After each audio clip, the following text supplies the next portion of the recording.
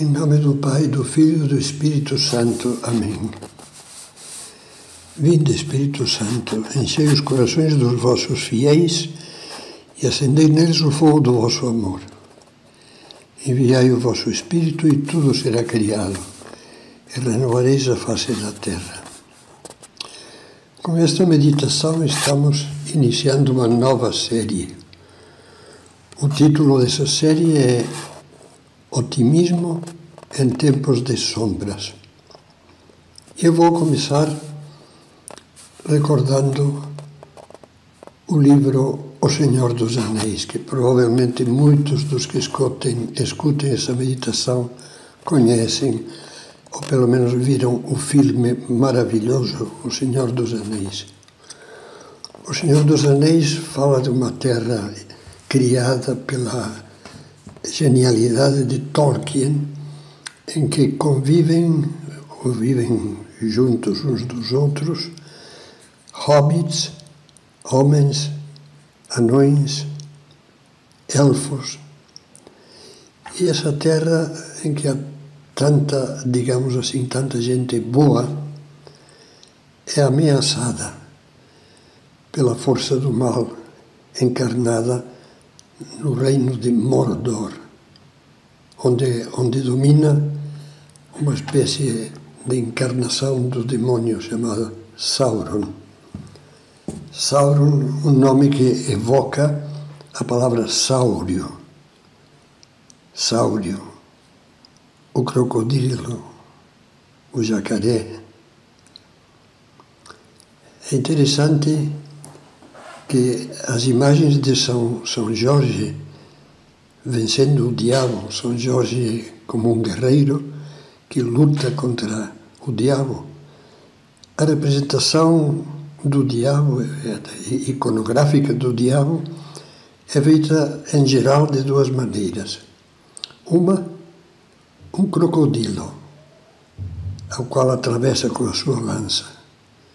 Outra, uma serpente, uma grande serpente, que é como a evocação da serpente do paraíso que afastou a humanidade de Deus com os nossos primeiros pais e lhes fez iniciar, conhecer e sucumbir ao pecado.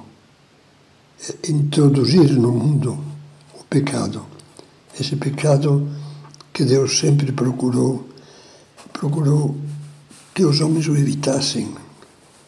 Esse pecado do qual Deus quis resguardar as suas criaturas humanas, enviando-lhes os profetas, enviando-lhes Moisés, Deus que aparece na sarça ardente, e Moisés o adora, prostrando-se no chão, e lhe dá, no alto do Monte Sinai, os 10 mandamentos, as 10 tábuas da lei de Deus. Numa série recente, eu comentei um Salmo 119, que é todo ele um cântico à lei de Deus. A lei de Moisés, a lei mosaica, a lei do Antigo Testamento e a lei do Evangelho. Mas eu dizia, Deus nunca desamparou a humanidade. Ao contrário, lhe mandou profetas, lhe mandou guias, lhe mandou... E, finalmente, quando chegou de São Paulo a plenitude dos tempos, enviou seu próprio Filho, Jesus Cristo, que deu a vida para nos resgatar e nos encher de vida. Eu vim para que tenham vida e a tenham em abundância, dizia Jesus.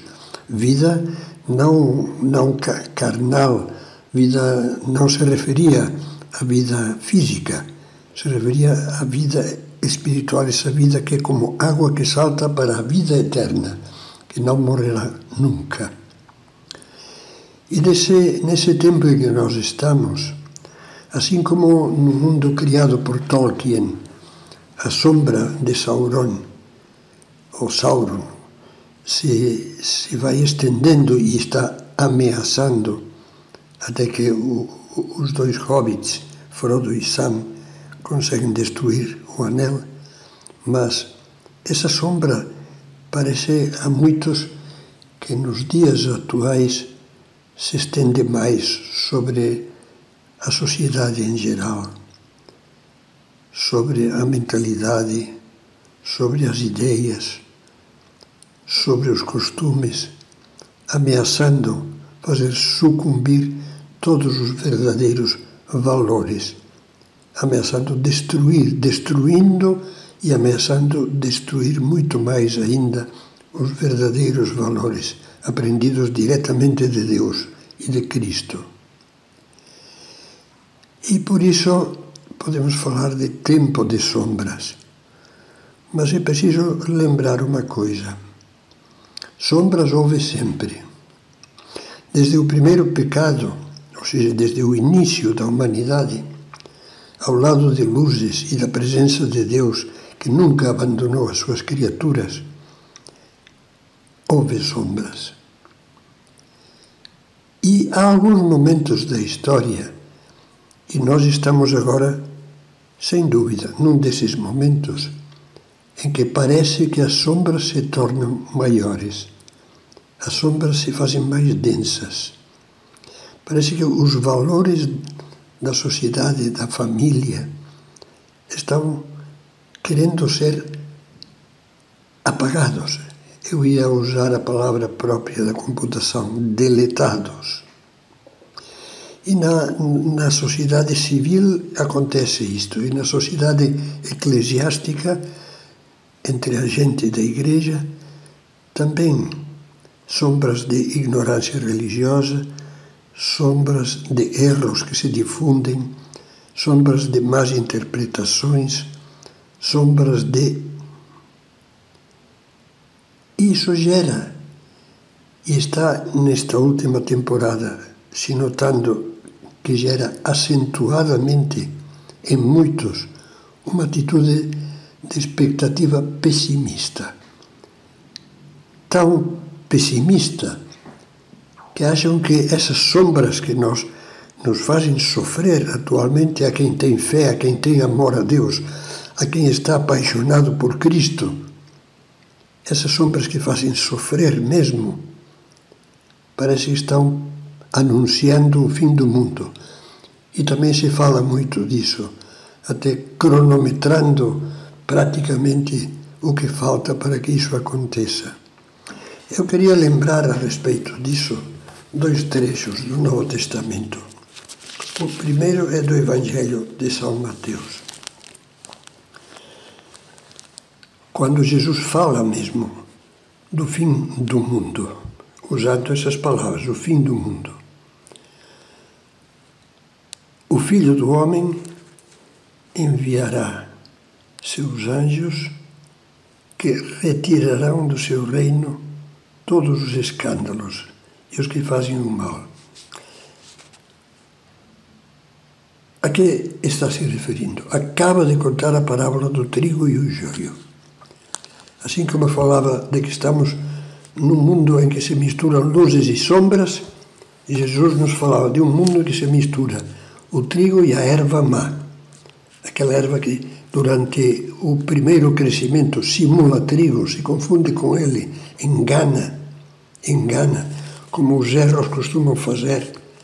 Quando surgem os erros na igreja, no mundo, inicialmente enganam e até entusiasmam. Isso parece trigo bom, depois se vê que não.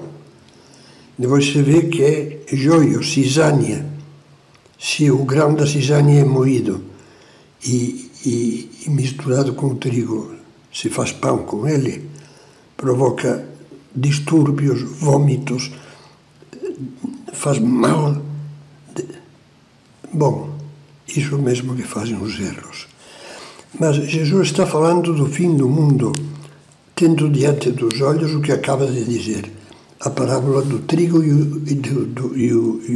o joio, que diz, não serão separados o trigo e o joio até o fim do mundo. Crescerão juntos e no fim do mundo, e aí estão as palavras de Jesus. O Filho do Homem enviará seus anjos que retirarão de seu reino todos os escândalos e todos os que fazem o mal, e os lançarão na fornalha ardente, onde haverá choro e ranger de dentes. Então, no reino de seu Pai, os justos resplandecerão como o sol. Aquele que tem ouvidos para ouvir, ouça, diz Jesus. E há um trecho no próprio Evangelho de São Mateus que diz o seguinte: quanto àquele dia e àquela hora, ninguém o sabe, nem mesmo os anjos do céu, mas somente o Pai. Isto é como que uma indicação: olha, não especulem, não se angustiem, não queiram ser profetas do que não foi profetizado claramente. Foi profetizado o fim do mundo, foi profetizada a apostasia que haveria no fim do mundo, antes do fim do mundo. Leia-se o Apocalipse, mas não foi indicada nenhuma data concreta, nenhum tempo concreto. Ninguém o sabe, nem mesmo os anjos do céu, mas somente o Pai. E o outro texto que vale a pena ler é o texto do início dos Atos dos Apóstolos, quando fala da ascensão do Senhor ao céu. E me desculpe que eu também perdi o sinal no Novo Testamento, vou encontrá-lo já. Jesus se reúne com os apóstolos pela última vez numa refeição. Assim, reunidos, eles o interrogavam: Senhor, é porventura agora que ides instaurar o reino de Israel? Eles tinham ainda uma visão messiânica terrena. Agora o reino de Deus vai começar agora?